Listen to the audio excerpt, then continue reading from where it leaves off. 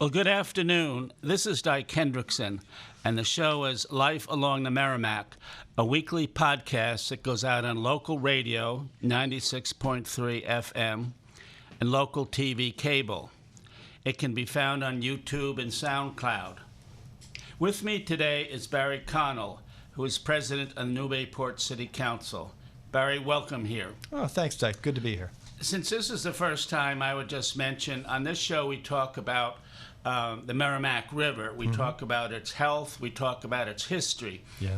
And one of the reasons we started the show about 4 or 5 months ago is because we were concerned that at times the river seems to be getting dirtier, not cleaner. And I wanted to ask you a little bit about that. I know that you attended a meeting to create what is called the Merrimack River Commission. Local, state, and federal officials were there trying to come up with ideas on how to make it cleaner. Yeah. Can you talk a little about the commission and what are your hopes in the next year or so that can happen in terms of a cleaner river? Sure. In looking at this issue that has really bubbled to the surface over the past couple of years, there are a couple of things that were clear. One, the progress we've made over the past several decades cleaning up the river has kind of leveled off. It's much better than it was. When I first moved to the city in the late 70s, each year the contamination would kill the fish that were in the river. They'd rot on the banks of the river. We'd have these biting flies and clouds all around the neighborhoods. It was miserable. Gradually it improved. But it's kind of leveled off. And in part, the reason is that there are a lot of sewer treatment plants up the river that haven't been cleaning up their effluents the way they should, particularly when it comes to storm events that overwhelm their treatment plants. They didn't segregate their sewer from their storm drain systems. We did that. Amesbury did that during the 70s and 80s. Salisbury, of course, has a relatively new system, so that was never really an issue.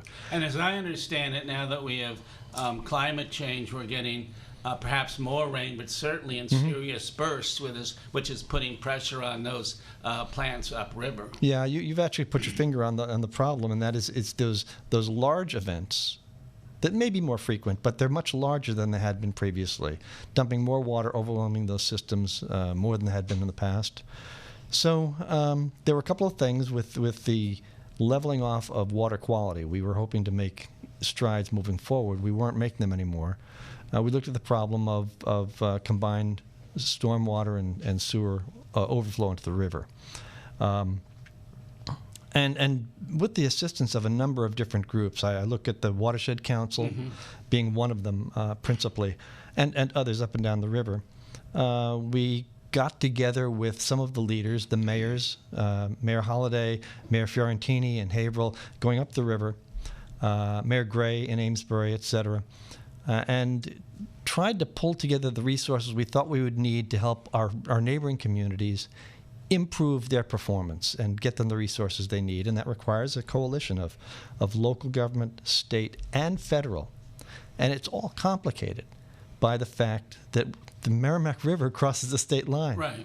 You go to the other side of the river, other side of the border, we're not in the habit of talking to our colleagues in New Hampshire, and one of the things that this coalition is going to do, this commission is going to do, is look at finding ways to cooperate and address these issues a little more holistically. Well, Manchester, of course, is one of the largest cities in northern New England, and they're a key player here. And as my understanding is that they've been a little slow to become educated on this topic. They have been, yeah. But when I was at this meeting for the commission, several of the managers of the sewage treatment plants upriver, they were sympathetic to the problem. Certainly. They were basically saying, we're not health officers. No. Will it be helpful? And then I understand a bill for about $150,000 has been introduced at the state level, which would give a warning system to places like Newburyport to say, gee, there was a discharge over the weekend in Haverhill and in Lowell, and you folks might be concerned about putting your dogs in the river or going swimming. Yeah. Has that passed, and do you see that coming to fruition? That money is going to be available now. I guess I have two thoughts on that. One is that really a solution? It's not. All it does is tell us when a storm event has overwhelmed the capacity of these treatment plants to do what they should be doing. Useful? Yeah. Is there a public health consequence to swimming in water that's more contaminated than usual? I think an ordinary person would say probably. So the warning system is just going to tell people that there may be a problem. Think about it. Mm-hmm. We're not making judgments about public health. It's very difficult to model the real, the true health impacts depending on the volume of the discharge, the contaminants that are involved, the flow of the river, the tide, how much is being backed up, and the residence time in the water. There are too many variables to really understand what's going on from a health standpoint. Mm-hmm. And now we have 1,500 vessels registered just in Newburyport and more across the river. So I think somehow this is, going to be a significant element down the line. It's called I think it's called our second tourist industry, because we don't have many hotels in Newburyport, but we have a lot of people staying on boats over the weekend. And if you look at the economic multiplier, what they contribute to the local economy, that's a pretty serious issue to consider. The problem with that bill is that I think, and I support it, but it somewhat diverts attention from the real problem, which is getting those communities upriver the resources they need to segregate their storm drains from their sewers. Now, let me use Lowell as an example. You talked about some of the folks who were at that meeting who contributed. Mark Young's the director of the Lowell wastewater treatment plant, and I've known Mark for 25 years, having done some work with the EPA in a previous phase of my life with the Lowell treatment system. Terrific professional wastewater treatment engineer. Knows his business, has for years tried to convince his community to spend the money that they need to really clean it up. Listen to him, yes. He's very frustrated. And I find that that's the case with each of these people. They look at themselves as the first line of environmental professionals trying to keep the river clean. That's just one example. But you go up the river, Lawrence has problems, Haverhill has problems. The Greater Lawrence Sanitary District, which has Lawrence, I hope I get it right, North Andover, Haverhill, not Haverhill, I take that back. Methuen, Dracut, contributing to it is a big contributor, not as big as Lowell, for example. Nashua. You'd think for a community that has grown so fast and has a relatively new treatment system, they'd have a better handle on it. They don't. But you did point the finger at Manchester being the biggest dog in the river. We all have to find ways to give them the resources, probably federal money.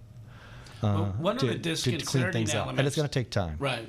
One of the disconcerting elements that I picked up along the way is close to 600,000 people get their drinking water from the Merrimack River, and of course, this is Lawrence is certainly an example of this. Mm-hmm. But obviously, the water is treated, and it has state and federal guidelines to it, but that is always in the back of my mind that a lot of people are drinking this water, and so we swim and have recreation, but it's drinking water as well. Well, it is in some cases. It's not in Newburyport. We have the Artichoke Reservoir, and we have a couple of groundwater sources, wells that provide our drinking water. So we're very fortunately a water-rich community. We're in a position to actually sell some of our water to neighborhoods in Newbury and in West Newbury because we have an excess capacity.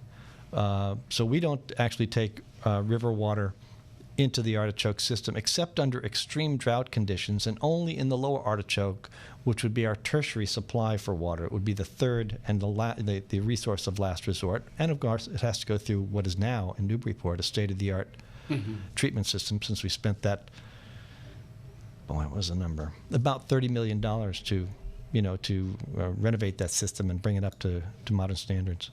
Well, I'm Dyke Hendrickson. This is Life Along the Merrimack. I'm with Barry Connell, the president of the Newburyport City Council.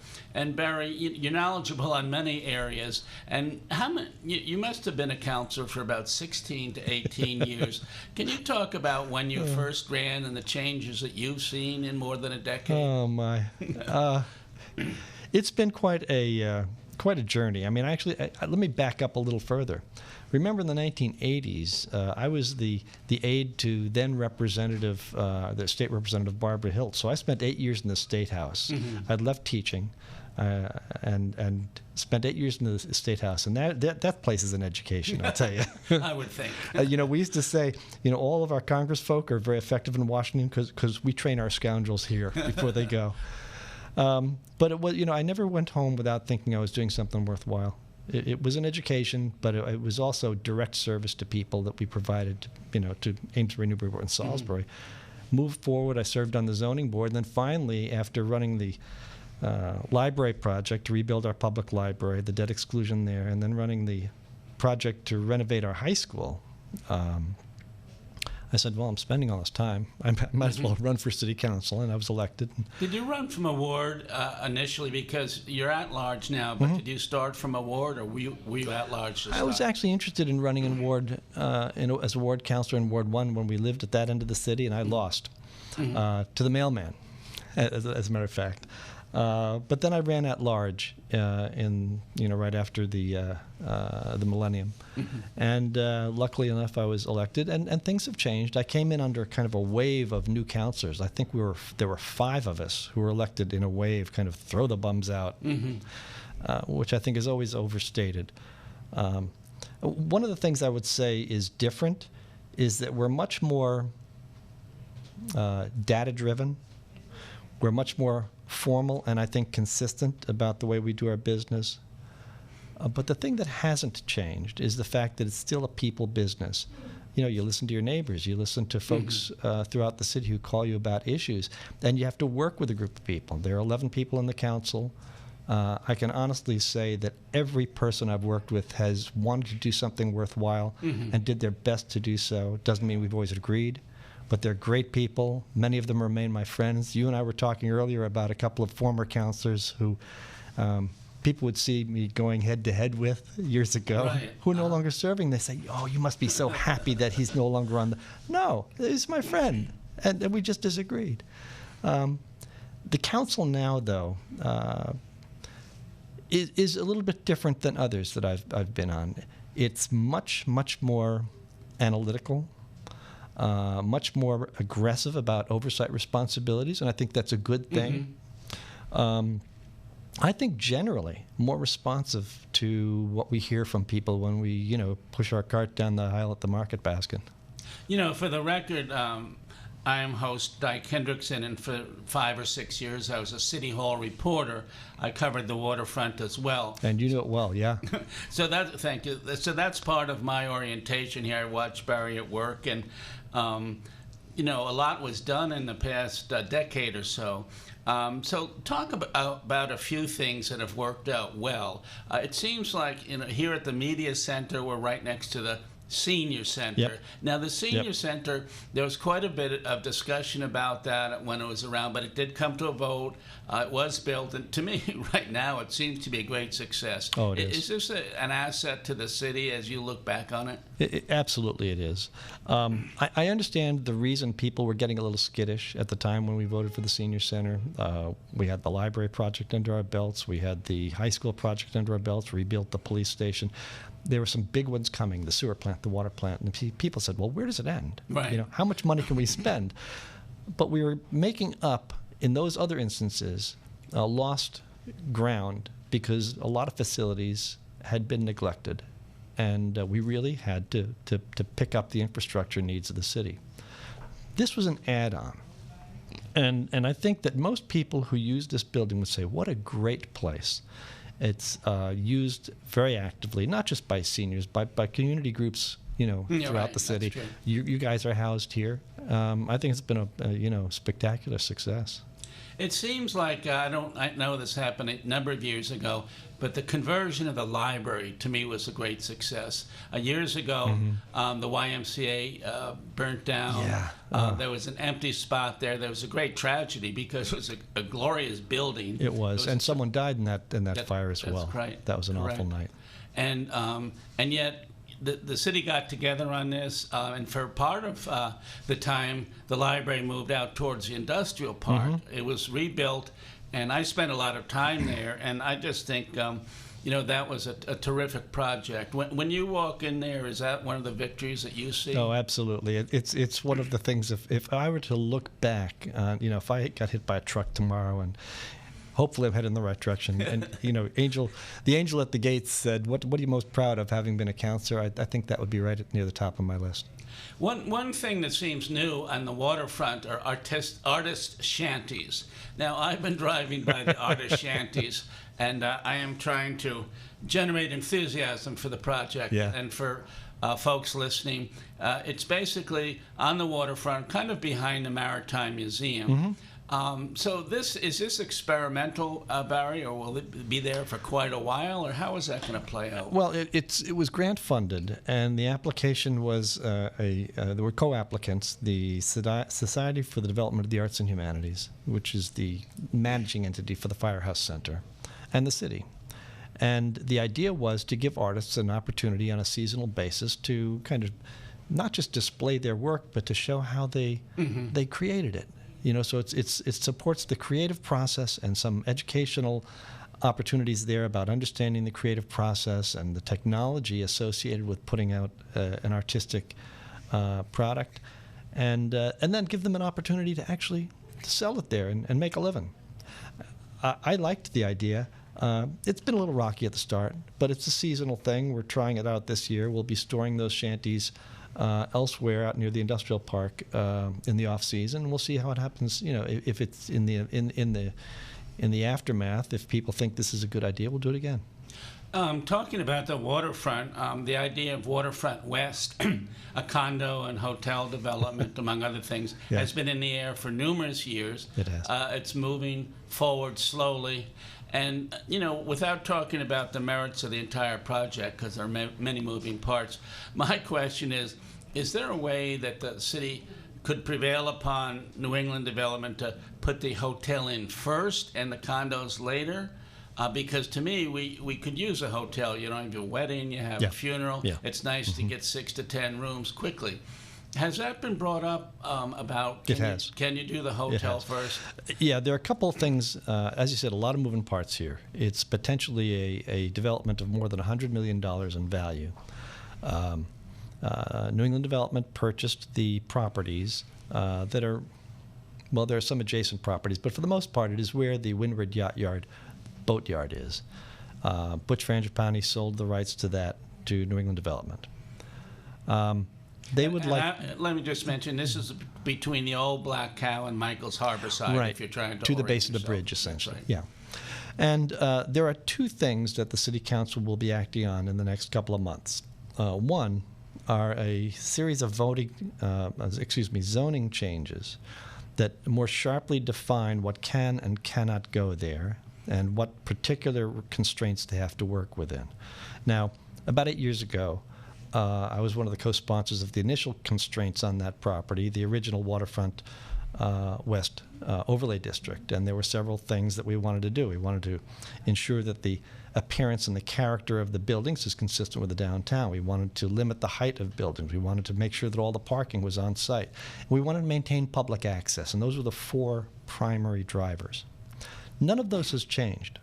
Those are still the objectives, but we're sharpening up our view of them in this round. And just last night at the council meeting, I submitted the zoning changes that we have developed in conversation with the developer. But more important, these are the things that came out of an ad hoc committee of the City Council and the Planning Board as kind of our best vision at this point as to what we would like there and what we'd like not to be there, including a hotel. Including a stepped height from the water's edge up. And we've been negotiating with NED about the terms of that, asking for their input, what is a deal breaker. But most important, we wanted to protect the character of the city and the things that we think are most important to become a new neighborhood. So that's one track. Alongside that, I've been working with special counsel to negotiate with NED the terms of community benefits in the form of a contract. In that package, which is almost done, I really hoped it would have been done for this past week, we have a series of community benefits that are ancillary but perhaps related to this project, having to do with traffic, having to do with contributions to some charitable enterprises. Without going into the detail yet, because we haven't quite completed our negotiations, these, again, are consistent with the recommendations of the ad hoc group that the planning board and the council did together. I'll be presenting those at our next city council meeting in August. I'm actually optimistic about the way in which they're going to help shape this project moving forward, and I think it will move forward. Well, talking about things, building projects near the river, the parking garage is finished now. Yeah, I notice yeah. people going in from time to time. City Clerk Rich Jones was here recently, and you know Rich, of course. Oh, sure. He wears numerous hats, and one of them is the parking czar. Yeah. That seems to have turned out well. Are you pleased with its look in its first couple weeks? Yeah, I think all of the counselors who participated in that would say that they gave blood along the way, because it was tooth and nail for quite a while. And round and around. And what are we going to do? People would have a single family residence who Yep. lived nearby, and Yep. they would weigh in. And Oh. I think the mayor and the council did try to listen to everybody. I think we did. I will point this out, though. When Mayor Holliday was on the council, we came head to head with two different visions of where and how a parking facility might be built. And I thought we should have just built a second deck on the Green Street lot. We already had the footprint there, and it was right in the center of gravity of the commercial district. But I lost that vote to 10-1. and Titcomb Street became the preferred option. I remember that discussion, and every time I would go in to see a merchant or go to a restaurant, or if any merchant was nearby, Oh, no, they said, we cannot do it. No, we can't lose 2 years. And remember, it was right in the middle of a recession, and that was real. So it was untenable. Well, we'll call that time. profiles in courage, Barry. 1 to 10. or profiles in idiocy. I'm not sure which. Anyway, that did get built, and Yeah, and I'm pleased with the outcome. I think it's a much better looking building than most people anticipated. We spent a lot of time and quite a bit of money making sure that we got the appearance right. We sent our planning director up to the manufacturer, because the sides of it were prefabbed, to make sure he got the color of the brick and the size and the style of the brick, the grout color. All of those things contributed. The lintels, the breaks in that planar surface make it look like it's at least somewhat similar to what we have in the downtown. And I think part of the grand plan, if I understand it correctly, is to take more cars off the waterfront, perhaps put them there. That's right. Have more park area. Because I think over the last decade or two, one of the great successes continues to be the boardwalk. Every weekend you see an enormous amount of people. Little kids, grandparents, people. And I believe that the Harbor Masters headquarters is also an asset, because first of all, it has public bathrooms, and my kids used to titter at me, public bathrooms, Dad, come on, try to get it, think of a larger idea. You can say that when you don't need one. That's right. So, just from anecdotal evidence, I have found that public bathrooms are useful. Yes. But also, it looks good, it's larger, it makes it look, the Newburyport's ready for vessels to come in and to entertain people who come here. Well, I sail up and down the New England coast a bit in the summers. And one of the things you do is you buy a cruising guide that tells you what's available in each harbor. And as you go north of Boston, when you come to Newburyport, number one, you've got a treacherous mouth if you come in the wrong tide in the Merrimack. But once you're in, it's a beautiful, charming community. People love it. What's the thing that deters people? No showers, no laundry. We have that now. So now the cruising guides direct people who are cruising into Newburyport, because they know that there are the amenities that they need to enjoy their cruising experience, and they get, they can go to the Firehouse Center for a show. They can grab an ice cream. They can do some shopping with the merchants downtown. It's become a real asset, and I think back to the idea that initiated this part of the discussion, the parking garage was, to a significant extent, driven by the need to get cars off the central waterfront. We've had cars parking there for years, but is that the best use of the land? Right. Cars don't appreciate that view. That's right. They just sit there. So to the extent that we can get cars off the waterfront, 100, 120, maybe as many as 140 off the central waterfront. That opens up land for us to expand the parking. The park, not the parking. Right. And create a more pedestrian-friendly place there for people to enjoy it. It's not going to be cheap, but again, helping. There are a lot of different ways that we're exploring to help pay for that. There's grant money, there's private fundraising. It's actually one of the elements that I'm trying to negotiate with NED right now. Well, I am Dyke Hendrickson, the host of Life Along the Merrimack. I'm talking with Barry Connell, who is the president of the City Council. Barry, how did you find your way to Newburyport? You've been here since the 70s, but where were you and how did you land in this fair town? Well, it's interesting. My wife, before we were married, was living in Boston. I was finishing up some graduate work at UNH. I was living in Portsmouth, and we were searching for a place to kind of settle and get married. And, we started in Portsmouth, and it was too far a commute to Boston. Sure. She was commuting to Boston. I didn't particularly like the idea of commuting myself. There are cities closer to Boston, communities closer to Boston, but they all have their pluses and their minuses. Newburyport seemed to be the happy spot, the sweet spot for us. And we first rented a third-floor apartment, which was great because the heat rose. We didn't have to pay for heat. On Barton Street, then bought our first house in Milk Street right across from the Brown School. And the house we're in right now on Woodland is where my kids grew up for the most part. And now they're up and out, and I'm happy to say neither one's living in my basement. They're great. Well, I remember when we moved here, we saw an article in Boston Magazine which said the last communities in which you can buy a mansion for $150,000. Yeah. This was in the 80s. Yeah. And of course, like much of journalism, it was not quite accurate. But let me tell you a story about that. But let me just finish because we came here, we went to Plum Island, we went to the Grog, and then it was a done deal. Yeah, I mean, I think the Grog, and in particular, should have gotten some sort of finder's fee for all the people that they introduced to Newburyport. I know it. I mean, I've met a dozen people who came up here, had a bite at the Grog and said, gee, this could be a great place.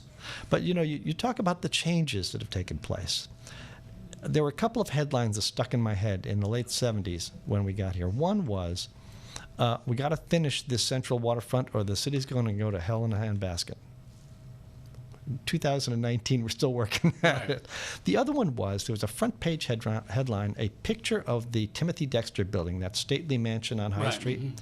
It had been sold for the ungodly sum of $100,000. And people were horrified. They'd point to it and say, look at this. Look what we've done. So things have changed. Well, things have changed, and I think most people in town and the people I've had on the show would agree, for the better. The town is getting better. It's a great place to live. I agree. You mentioned it briefly, and we only have about a minute left, but where do we stand with the Brown School? That some people talk about affordable housing. Some people say sell the building. Where do we stand with the Brown School? Well, where do we stand? I'm not sure. I can tell you what I think should happen. And I think that the mayor and I are largely in agreement here, but there are other councils who have different ideas about configuring it. I think we should have affordable housing, perhaps set aside for elders, in that footprint of the Brown School. But there are a lot of moving parts there. Parking is always going to be an issue. I used to live across the street from there. I know that neighborhood. Does the gym remain on the building or not? Don't know.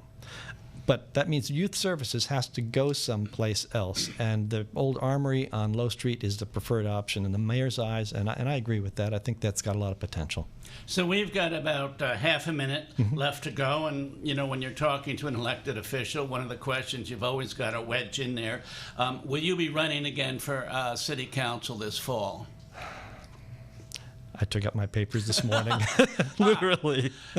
Well, timing is beautiful, and you heard it here first. Barry took out his papers. And how many, if you finish this term as you will, how many years have you been on the council thus far? I think it's 17, 18 years now. Wow. So probably in terms of the city, a great deal has happened, and sure, there must be a great deal to be proud of as well. Well, I am, and I hope people think that I've served them well. If they don't, I'll get a new hobby. Okay. But it's been a pleasure. Yeah, thank you, Barry, for being on the show, which is Life Along the Merrimack. We're here every week. Thank you for listening. Thank you for watching.